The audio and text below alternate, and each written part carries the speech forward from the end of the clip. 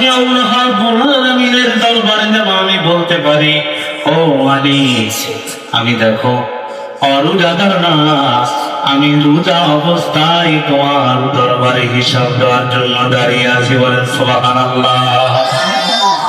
আমার নবী, আপনার নবী, বিশ্ব নবী সাহাবীদেরকে বললেন, তোমরা বেশি বেশি রোজা রাখো সোমবারে আর বৃহস্পতিবারে।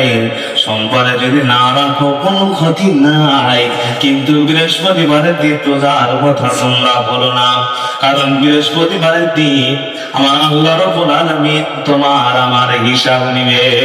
বলেন সুবহানাল্লাহ। রোজা অবস্থায় একটা মানুষের মন, রোজা না থাকা অবস্থায় একটা মানুষের মনে থাকে নাই বন্ধু।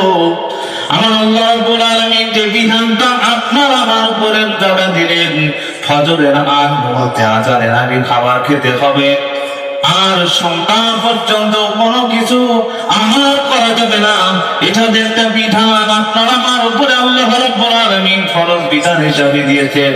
সেই মাসটা অন্য কোনো মাস নয়, সেটা শাবান মাসের পরে রমজান মাস। আমার আল্লাহ রাব্বুল আলামিন বলেছেন শুধু রমজান মাস হিসাবে নয়, ওটা সম্পূর্ণরূপে কোরআন নাজিলের মাস। বলেন সুবহানাল্লাহ।